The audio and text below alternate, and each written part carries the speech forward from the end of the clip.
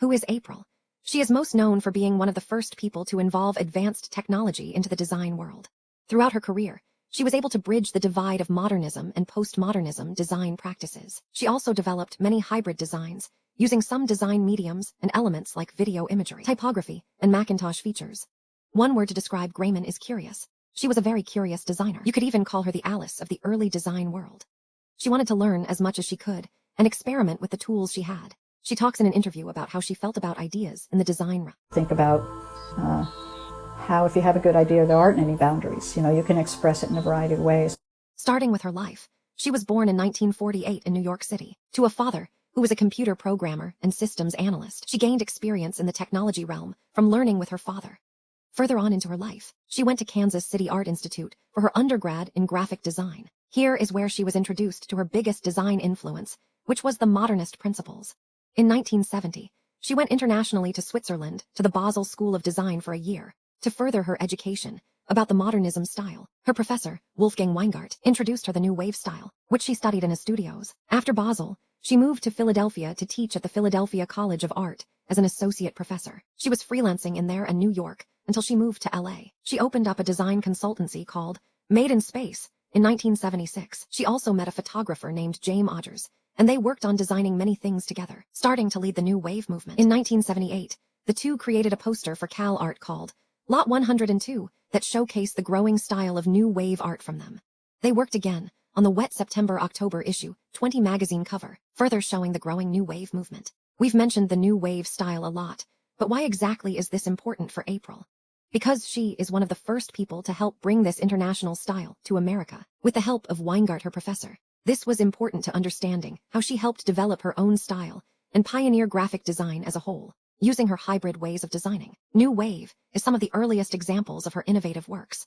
She was appointed director of the design department at CalArt. This jump-started her abilities as a designer because she was now given access to a computer, synthesizer, and video equipment, specifically the Apple Macintosh and Quantal Paint box.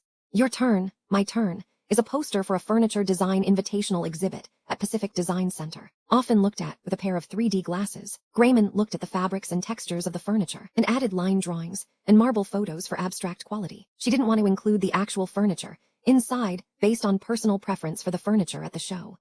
The pair worked again on the 1984 Olympics poster, held in Los Angeles that year. It's another way they showed bringing New Wave into the design world and their use of many mediums together.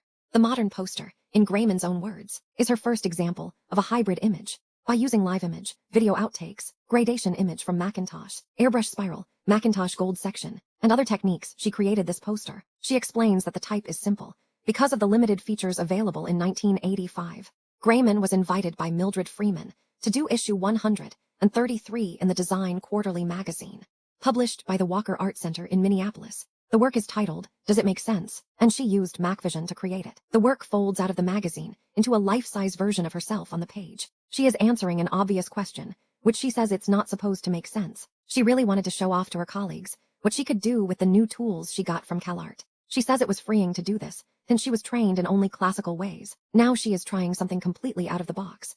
Since creating the original in 1986, she has developed it further into an augmented reality. She pulls apart the elements of the original poster and in video format so we can see exactly what she used in a unique experience. She moved on to producing the Pacific Wave exhibit, which would win her the Macworld's first Macintosh Masters in Art competition. This was one of the earliest digital competitions for Macintosh. Her win would help launch her name into the art world, opening up many big opportunities. Greiman was called by AIGA National to create a poster to call for entries for the AIGA Communication Graphics competition. Cooper Hewitt dedicated the Object of the Day entries in 2016 to the work of women designers, including the poster, as dedication to April Greiman. This poster showed development with the innovations at the time and her evolving conceptual process in her transmedia designs. Her success grew when even the mail service, USPS, commissioned her to create a stamp to celebrate the 19th Amendment. It was made in LA, and it was a 32-cent stamp that showed off her growing style at the time.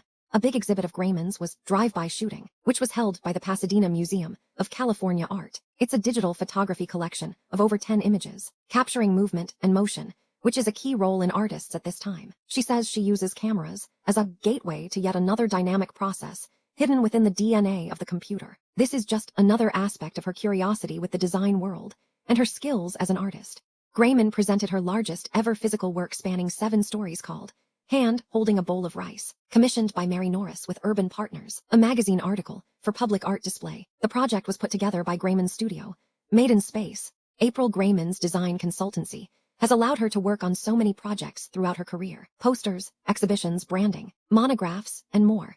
Without the studio, she wouldn't have been able to further her career and ideas. There are 26 branding projects listed on the website, along with multiple projects like Orange County, Great Park, and Warehouse. Objects in Space exhibition shows a selection of printed graphic identities for architecture firms and institutions with connections and more. This exhibition shows her long-standing relationships with architecture and impacts people's senses with different scales.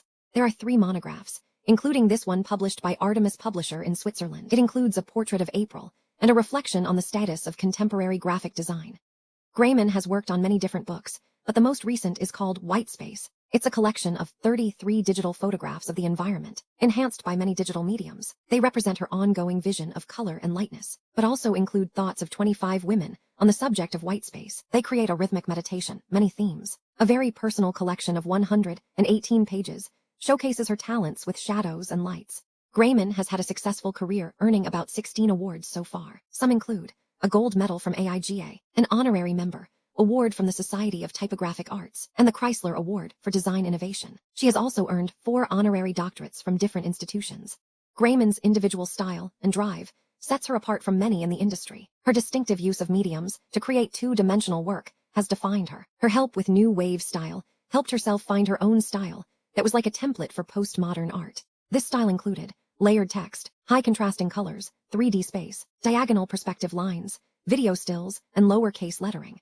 Through programs that included MacWrite, McDraw, FullPaint, and PageMaker, she was able to develop a lot in her career. April Greiman is one of the most influential trans media designers, as she calls herself, of the age. Without her advancements of hybrid media, designs would have taken longer to develop, and classical graphic design could be dominant to this day. She continues to teach and research in her studio in LA, constantly staying curious to new technologies that are developing. She is an inspiration as a young designer and an example to follow for the many years to come. Thank you for watching.